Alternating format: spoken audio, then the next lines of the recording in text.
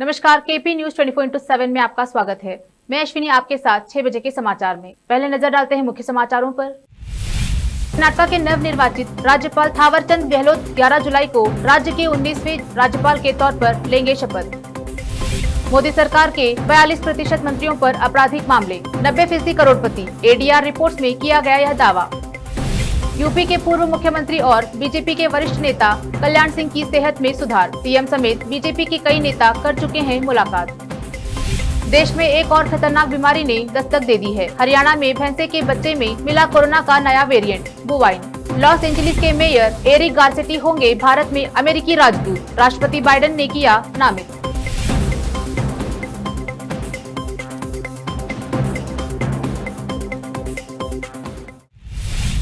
आज बीदर के एके कॉन्टिनेंटल में कर्नाटक राज्य बसवेश्वर सहकार शुद्धि माध्यमा की ओर से प्रेस कॉन्फ्रेंस की गई, जिसमें केंद्र सरकार की ओर से सहकारिता एक्ट गठित करने पर प्रधानमंत्री नरेंद्र मोदी और गृह मंत्री अमित शाह का अभिनंदन किया गया। इस अवसर पर कर्नाटक राज्य बसवेश्वर सहकार शुद्धि माध्यमा महामंडली बेंगलोर के अध्यक्ष गुरुनाथ जयंतिकर ने कहा कि केंद्र सरकार ने नया सचिवालय गठित करके 117 वर्ष के इतिहास को बदल दिया है। उन्होंने प्रधानमंत्री मोदी और गृह मंत्री अमित शाह का अभिनंदन किया। कर्नाटक स्टेट बसवेश्वर शुद्धि माध्यमा कोऑपरेटिव फेडरेशन, आज मेरे को बहुत हर्ष हो रहा है, क्योंकि परसों 8 तारीख जुलाई 8 को केंद्र सरकार ने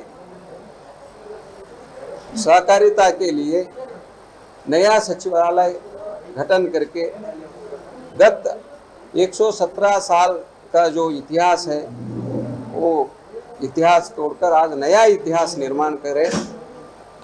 इसलिए मैं इस देश के माननीय प्रधानमंत्री श्री नरेंद्र मोदी जी और इस देश के गृह सचिव माननीय अमित शाह जी को मैं इस शुभ अवसर पर मैं उनको हार्दिक अभिनंदन और वंदन करता हूं, क्योंकि अब समाचार विस्तार से। कर्नाटक के नवनिर्वाचित राज्यपाल थावरचंद गहलोत 11 जुलाई को राज्य के 19वें राज्यपाल के तौर पर शपथ लेंगे। वो 11 जुलाई को सुबह 11:30 बजे राजभवन के गिलास हाउस में राज्यपाल की शपथ लेंगे। इस अवसर पर हाईकोर्ट के चीफ जस्टिस अभय श्रीनिवास ओक नवनिर्वाचित राज्यपाल गोपनीयता की शपथ दिलाएंगे। 73 वर्षीय गहलोत विजू भाई वाला की जगह लेंगे, जो 2014 से कर्नाटक के राज्यपाल रहे हैं। राष्ट्रपति रामनाथ कोविंद ने 6 जुलाई को कर्नाटक के नए राज्यपाल के तौर पर थावरचंद गहलोत की नियुक्ति का ऐलान किया था।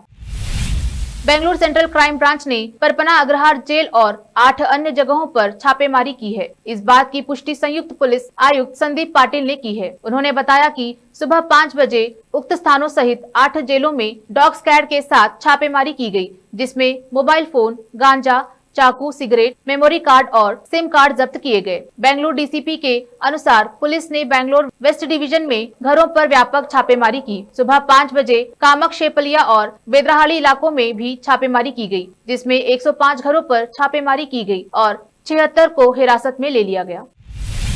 तेलंगाना के मुख्यमंत्री चंद्रशेखर राव ने अधिकारियों से कहा कि पहले चरण में 50,000 नौकरियों को भरना होगा। नई जोनिंग नीति में आने वाली बाधाओं को दूर किया जा रहा है, इसलिए सरकारी नौकरी बदलने की प्रक्रिया तुरंत शुरू होनी चाहिए। केसीआर ने अधिकारियों के साथ 50,000 नौकरियों को भरने के मुद्दे की समीक्षा करने के बाद रिक्त पदों को तत्काल भरने का आदेश दिया। उन्होंने अधिकारियों से कहा कि पहले चरण में विभागों में 50,000 नौकरियां भरनी होंगी, क्योंकि नई जोनिंग नीति की बाधाओं को दूर किया जा रहा है। सरकारी नौकरियों को बदलने की प्रक्रिया तुरंत शुरू होनी चाहिए।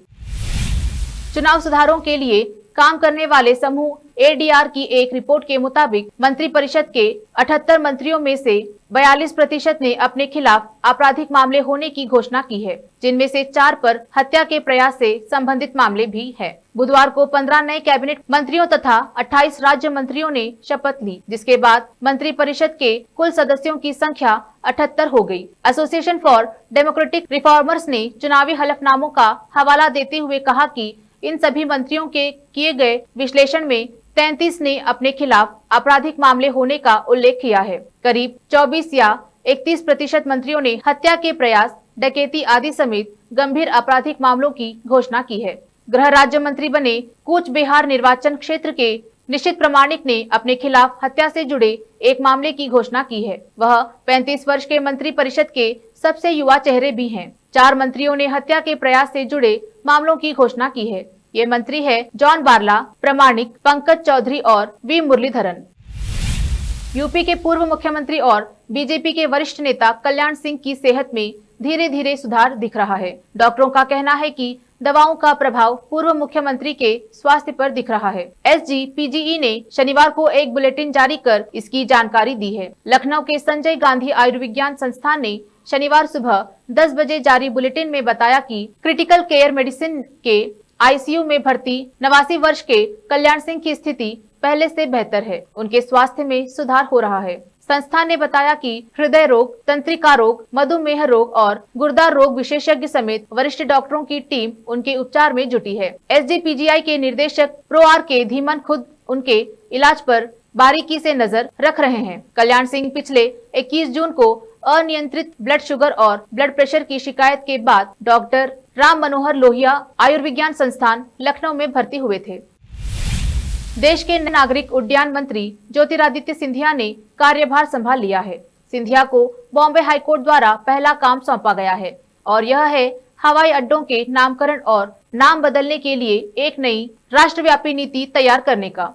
अदालत ने ASG अनिल से कहा, यदि कोई नीति अभी भी मसौदा चरण में है तो इसे अभी करें। अब आपके पास मंत्रियों का एक नया समूह है। यह नए उड्डयन मंत्रालय का काम है। नए उड्डयन मंत्री का यह पहला काम होना चाहिए। बॉम्बे हाईकोर्ट के चीफ जस्टिस दीपांकर दत्ता और जस्टिस GS कुलकर्णी की पीठ ने यह टिप्पणी की। न्यायाधीशों ने एक जनहित याचिका पर सुनवाई करते हुए यह टिप्पणी की। यह PIL वकील फिल्जी फ्रेडरिक ने दायर की है। भारत में कोरोना वायरस संक्रमण के मामले एक बार फिर बढ़ने लगे हैं। बीते 24 घंटे की बात करें तो देश भर में कोरोना के 42,766 नए मरीज मिले हैं, जबकि 1,206 मरीजों की मौत हो गई है। कोरोना से मरने वालों की संख्या 9 दिन बाद 1,000 के पार पहुंची है। इससे पहले 30 जून को 1,002 कोरोना मरीजों ने जान गंवाई थी। इससे एक दिन पहले 43,393 नए मरीज मिले थे और 911 लोगों की मौत हुई थी। सबसे ज्यादा नए मामले महाराष्ट्र के ठाणे जिले से सामने आए हैं। स्वास्थ्य मंत्रालय के अनुसार यहां कोरोना के 479 नए मामलों की पुष्टि हुई है, जिसके बाद संक्रमितों की कुल संख्या बढ़कर 5,36,928 हो गई। वहीं पिछले 24 घंटे में 14 और मरीजों की मौत हुई है, जिससे मृतकों का कुल आंकड़ा बढ़कर 10,803 हो गया है। इसी तरह लद्दाख में भी शुक्रवार को कोरोना संक्रमण के 12 नए मरीज मिले हैं और एक की मौत हो गई। वहीं 15 मरीज संक्रमण को मात देकर अपने घर लौट गए। फिलहाल राज्य में 131 एक्टिव केस हैं। फिलहाल वक्त है एक छोटे से ब्रेक का।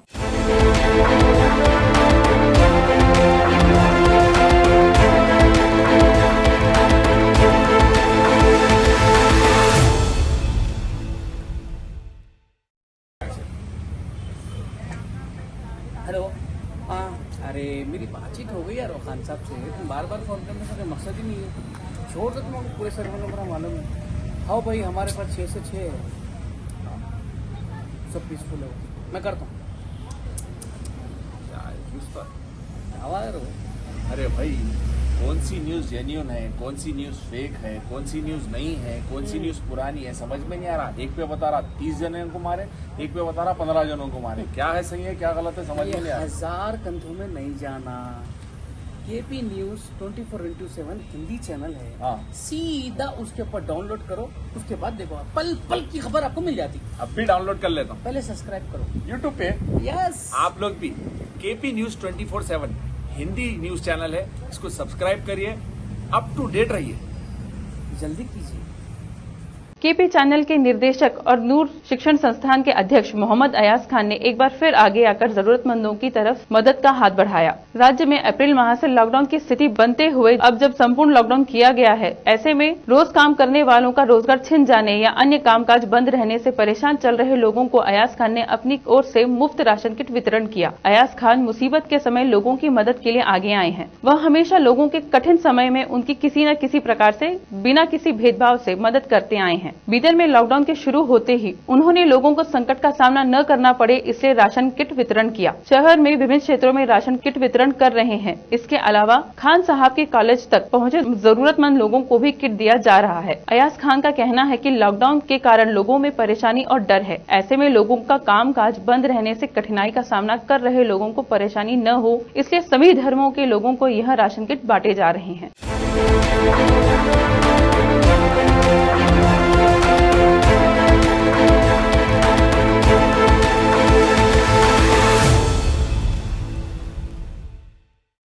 ब्रेक के बाद फिर एक बार आपका स्वागत है। आइए देखते हैं आगे के समाचार। मुंबई में 3 महीने की मासूम एक सिरफिरे किन्नर की नाराजगी का शिकार हो गई। लॉकडाउन की वजह से पहले से ही बेजार गरीब परिवार ने बेटी होने की खुशी में 1100 रुपए शगुन देने में असमर्थता क्या जताई। नाराज किन्नर ने रात के अंधेरे में उस मासूम को चुराकर उसकी हत्या कर दी। दादी इंदुबाई चिटकोटे ने कहा कि 9 बजे एक किन्नर आया था, बोला पोती हुई है पैसा दे। मैंने बोला अभी पैसा नहीं है, लॉकडाउन लगा है, बेटी नायगांव में है, आएगी तब देगी। परिवार के मुताबिक तब तो किन्नर वापस चला गया, लेकिन रात में उनकी अचानक नींद खुली तो देखा तो बेटी गायब थी। पुलिस में मामला दर्ज कर तलाश शुरू हुई। परिवार ने पुलिस को किन्नर वाली बात बताई। कफ परेड के सीनियर पीआई राजकुमार डोंगरे के मुताबिक उस इनपुट के आधार पर हमने उस किन्नर को उठाया और उससे पूछताछ की तो उसने बताया कि अपने एक दोस्त सोनू के साथ मिलकर बच्ची को किडनैप किया और खाड़ी में ले जाकर गाड़ दिया। उत्तर प्रदेश की रामनगरी अयोध्या में शुक्रवार शाम दर्शन करने पहुंचे एक ही परिवार के 12 लोग सरयू नदी में स्नान के दौरान डूब गए। उस वक्त से ही पुलिस और गोताखोर मिलकर रेस्क्यू ऑपरेशन चला रहे हैं, जिसमें शनिवार सुबह तक 3 लोगों को बचा लिया गया है, जबकि 6 श्रद्धालुओं की डेड बॉडी बरामद हुई है। पुलिस अधिकारियों से मिली जानकारी के अनुसार सभी 12 लोग एक ही परिवार के सदस्य हैं, जो आगरा से श्री राम लला के दर्शन करने के लिए अयोध्या आए थे। इसी दौरान उन्होंने गुप्तार घाट पर सरयू नदी में स्नान करने की योजना बनाई, लेकिन नदी की तेज धारा परिवार के कुछ लोगों को बहा ले गई। इसके बाद उन्हें बचाने की जद्दोजहद में परिवार के बाकी लोग भी पानी में उतरे और फिर वे भी डूबते चले गए। कोरोना वायरस और ब्लैक फंगस से अभी देश की जनता जंग लड़ ही रही है कि एक और खतरनाक बीमारी ने दस्तक दे दी है। इस बीमारी का नाम बुवाइन कोरोना वायरस है, जिसका एक वेरिएंट हिसार में 1 महीने के कटड़ा यानी भैंसे का छोटा बच्चा में पाया गया है। लाला लाजपत राय पशु चिकित्सा एवं पशु विज्ञान विश्वविद्यालय के एनिमल बायोटेक्नोलॉजी विभाग ने इस बुवाइन कोरोना वायरस को खोजा है। पूरे हरियाणा से कटड़ों के 250 से ज्यादा नमूने लिए गए थे, जिनमें से कई पॉजिटिव मिले हैं। उन्हीं पॉजिटिव सैंपलों में से रिसर्च करने के लिए 5 की सीक्वेंसिंग की गई तो ये चौंकाने वाला परिणाम सामने आया है। वैज्ञानिकों ने ये रिसर्च यह जानने के लिए की कि बुवाइन कोरोना वायरस अलग अलग जानवरों को होने की प्रवृत्ति रखता है या नहीं। फिल्मी सितारों और राजनेताओं के प्रति दीवानगी के लिए चर्चित तमिलनाडु में एक हैरान करने वाला मामला सामने आया है। वहां पर डीएमके के एक समर्थक ने कथित तौर पर अपनी पार्टी की असेंबली चुनाव में जीत होने की खुशी में मंदिर के सामने जान दे दी। पुलिस के मुताबिक मृतक की पहचान 60 वर्षीय उल्गनाथन के रूप में हुई। वह एक रिटायर्ड सरकारी कर्मचारी था। उल्गनाथन सुबह सोकर उठा और भगवान के दर्शन करने मंदिर पहुंचा। वहां पर उसने अपने शरीर में आग लगा ली। आसपास के लोगों ने उसे बचाने की कोशिश की, लेकिन वे उसे बचाने में नाकाम रहे। आग में झुलसने की वजह से उसकी मौत हो गई। मंदिर में स्थानीय लोगों को कथित तौर पर एक सुसाइड नोट मिला, जिसमें उसने आत्महत्या के कारणों का हैरान करने वाला खुलासा किया है। सुसाइड नोट में कथित रूप से उल्गनाथन ने लिखा कि डीएमके की सत्ता में वापसी और मंत्री सेंथिल बालाजी की जीत के लिए प्रार्थना की थी। उसने कहा था कि अगर उसकी मांग पूरी हो जाएगी तो वह आत्म बलिदान करेगा। अमेरिकी राष्ट्रपति जो बाइडेन शुक्रवार को लॉस एंजलिस के मेयर एरिक गारसेटी को भारत में अमेरिका के राजदूत के रूप में नामित करेंगे। व्हाइट हाउस के अनुसार अमेरिकी संसद के उच्च सदन सीनेट से मंजूरी मिलने के बाद 50 वर्षीय गारसेटी मौजूदा राजदूत केनेथ जस्टर का स्थान लेंगे। केनेथ जस्टर को पूर्व राष्ट्रपति डोनाल्ड ट्रंप के समय भारत में अमेरिका का राजदूत नियुक्त किया गया था। इस सप्ताह की शुरुआत में जस्टर को विदेश संबंधों की परिषद में प्रतिष्ठित फेलो के रूप में नियुक्त किया गया था। व्हाइट हाउस ने कई अन्य राजदूतों के साथ उनके नामांकन की घोषणा करते हुए कहा कि एरिक एम गारसेटी 2013 से लॉस एंजलिस शहर के मेयर रहे हैं और उनके पास शानदार अनुभव है।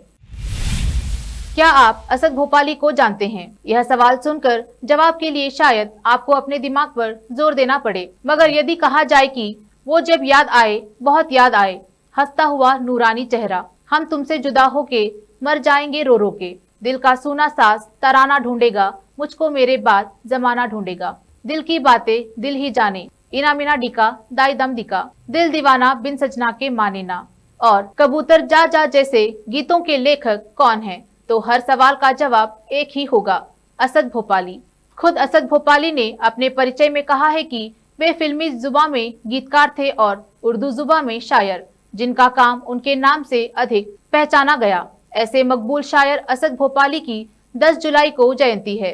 दादा मुनि अशोक कुमार से लेकर सुपरस्टार सलमान खान तक की फिल्मों में गीत लिखने वाले असद भोपाली का जन्म 10 जुलाई 1921 को भोपाल में हुआ था। मुंशी अहमद खान की पहली संतान असद भोपाली का जन्म नाम असदुल्ला खान था। शायरी में रुचि के चलते उनका नाम असद भोपाली हुआ। आखिर में फिर एक बार देखते हैं मुख्य समाचार। कर्नाटक के नव निर्वाचित राज्यपाल थावरचंद गहलोत 11 जुलाई को राज्य के 19वें राज्यपाल के तौर पर लेंगे शपथ। मोदी सरकार के 42% मंत्रियों पर आपराधिक मामले, 90% करोड़पति, एडीआर रिपोर्ट्स में किया गया यह दावा। यूपी के पूर्व मुख्यमंत्री और बीजेपी के वरिष्ठ नेता कल्याण सिंह की सेहत में सुधार, सीएम समेत बीजेपी के कई नेता कर चुके हैं मुलाकात। देश में एक और खतरनाक बीमारी ने दस्तक दे दी है। हरियाणा में भैंसे के बच्चे में मिला कोरोना का नया वेरिएंट बुवाइन। लॉस एंजलिस के मेयर एरिक गारसेटी होंगे भारत में अमेरिकी राजदूत, राष्ट्रपति बाइडेन ने किया नामित।